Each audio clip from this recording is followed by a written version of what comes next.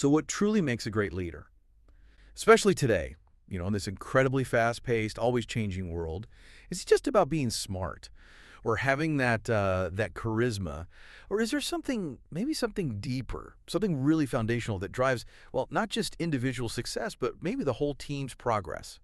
Real innovation. Today, we're doing a deep dive into some powerful, maybe even provocative ideas from curiosity and selfless leadership. Our mission really is to pull out two fundamental rules for effective leadership.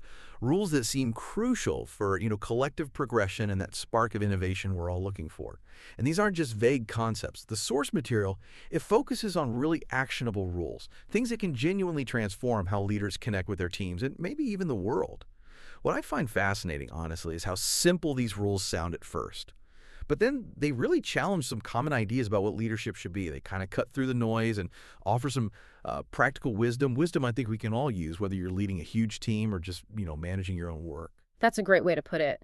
And I think what often gets missed is while lots of leaders talk about adapting to change, these principles offer something more, a framework to actually thrive. Not just the leader, but creating an environment where everyone can flourish. Thrive, not just adapt. I like that. Exactly. It's about building that ripple effect of empowerment, making the organization genuinely future-proof, not just reacting all the time. Okay, so let's jump right in. Our first insight, we're looking at rule #25. It says, don't let your curiosity dissipate. Now, okay, that sounds simple enough, right? Be curious is. But the source gives it this really powerful, specific angle. It's not just curiosity for its own sake, is it? Like lots of leaders are curious people. But how does this focused kind of curiosity actually ignite innovation? How does it keep things moving forward? You've really hit the nail on the head there. The source is very clear. Raw curiosity, well, it's a starting point, but it's not the whole picture. It is the spark that ignites innovation, absolutely. But here's the balance, the crucial part. Discernment is the lens that focuses it. Ah, okay. The lens. Right. Think about it like a spark loads of potential, yeah. But without focus, it can just fizzle out, or worse, cause chaos. It's the same with a leader's curiosity. It needs to be uh, intentional, not aimless. It's not about asking every single question or chasing down every shiny new thing. Right, that could be exhausting. Exactly. It's about asking the right questions. That precision, that's where the real power is. That's what makes it actionable. That makes so much sense. I can picture a leader just bouncing from one idea to the next, curious about everything, like you said, every gadget, every market rumor. Yeah. But without that discernment, yeah, they'd get overwhelmed. Or worse, drag their team in 10 different directions at once. None of them productive. So what does this actually look like, practically speaking? For a leader navigating constant change, how does this intentional, discerning curiosity help? Well, by embracing this focused curiosity, leaders can genuinely start to anticipate, prepare, and pivot, especially in this rapidly changing world we're in. Think about it. Markets shift so fast. New tech pops up all the time. If you're consistently asking the right questions, questions about, say, what customers really need underneath it all, or emerging threats, or maybe even untapped skills within your own team, then you're not just reacting anymore. You're actually looking ahead, seeing the subtle signs others might miss. So you can be proactive, not just playing catch up. Precisely. Developing proactive strategies. And this isn't just about the leader's personal insight either. It models a behavior. When a leader shows they're asking these intentional questions, they foster a culture of forward thinking, critical thinking, and creative problem solving. Ah, it becomes part of the team culture. Yes.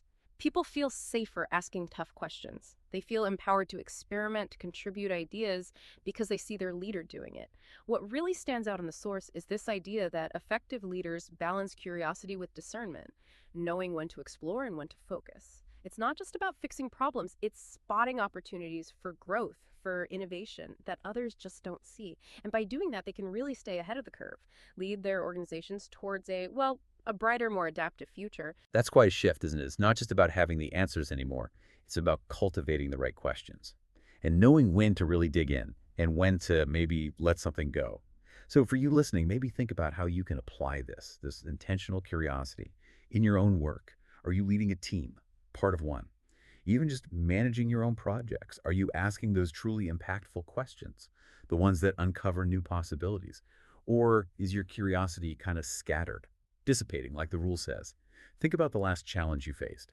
Did you start broad, or did you use discernment to really zero in on the core issue? Okay, so if intentional curiosity is about what we focus on, our next insight really pushes us on who we focus on. And this is where it gets really interesting, I think. Rule #31. It delivers a pretty strong message. Leaders who are obsessed with themselves won't have any room to invest in their staff. Wow, that feels like a fundamental truth, doesn't it? Something we kind of instinctively know. But maybe it's a truth that gets easily pushed aside, in the name of personal ambition or climbing the ladder. Why do leaders fall into this trap, do you think? Even if they sort of know better. What's the core paradox the source highlights here? That's a huge question, and it's so important. The source really dives into what it terms the paradox of leadership. It states it pretty bluntly. An excessive focus on personal progression can hinder a leader's ability to invest in their team's growth. Right, which seems counterintuitive at first. You'd think ambition would pull everyone up. You would think so. But the argument here is the opposite. When leaders become obsessed with themselves, their focus just narrows entirely inward. And the result, perhaps not surprisingly, they become blind to the needs and potential of their staff. Blind to them. Like, think about how that plays out. A leader constantly thinking about their next promotion, their bonus, their public recognition, they might hoard interesting projects, micromanage everything to make sure they look good, maybe even take credit for work their team did. We've probably all seen bits of that. Unfortunately, yes. And the consequence is pretty stark. This self-focused approach stifles collaboration, creativity, and innovation right across the team. Staff quickly pick up on it. They sense their own growth doesn't really matter, that their contributions are secondary, and that leads to disengagement, cynicism. Eventually, trust just breaks down completely. It creates this environment where everyone's just looking out for number one instead of working together towards something bigger. It's a really powerful warning, I think, against that slow creep of self-interest. Yeah, and we've likely all felt the effects of that kind of environment, haven't we? A leader so caught up in their own past, they miss obvious warning signs or overlook amazing talent right under their nose, or just drain the energy out of the room. So if that's the downside, this leadership vacuum created by self-obsession, what's the alternative? What does the source propose as the more effective path? What's the antidote, and what does that actually do for the team, for the organization?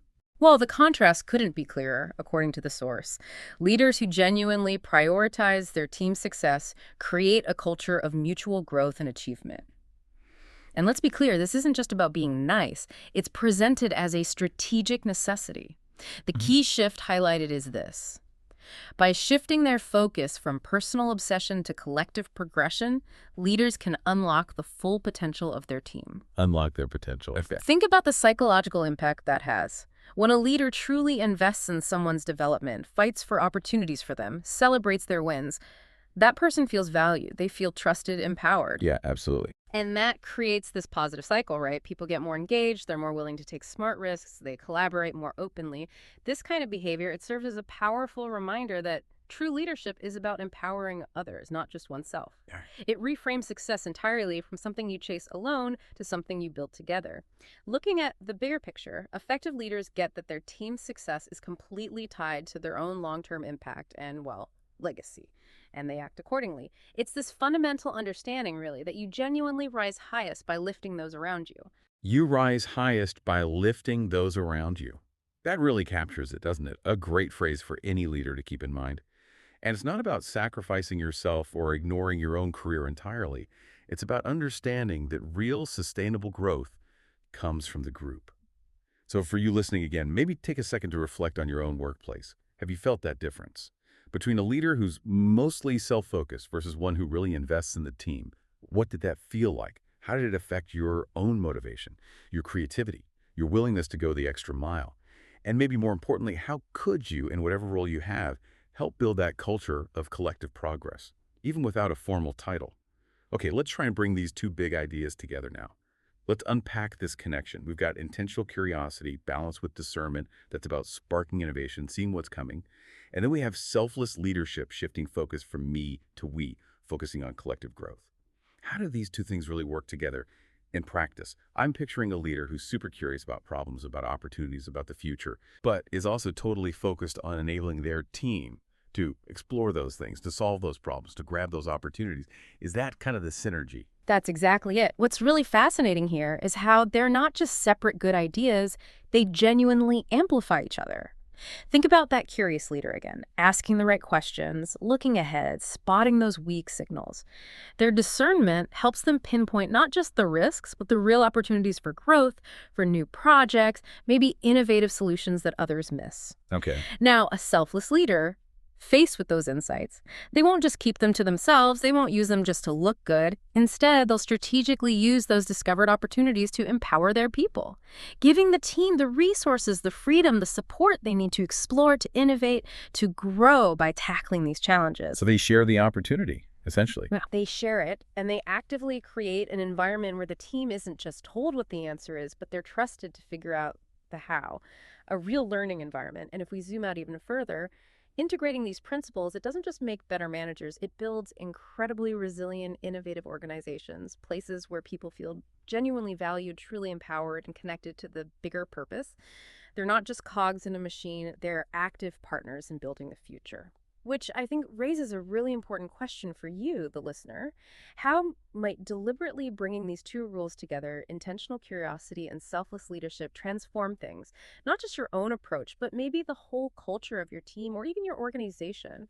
What kind of breakthroughs might happen if these became core values? That is a powerful question to mull over, definitely. So just to quickly recap our deep dives today, we've uncovered two really critical leadership insights. First, that power of intentional curiosity, when always tempered with discernment, to spark innovation, anticipate what's next, and help organizations really thrive, not just survive. And second, the massive impact of selfless, team-focused leadership. That reminder that true, lasting leadership is about investing in others, empowering them, not just chasing personal glory. So as you go about your week, maybe just consider how much untapped potential is sitting there in teams, in organizations.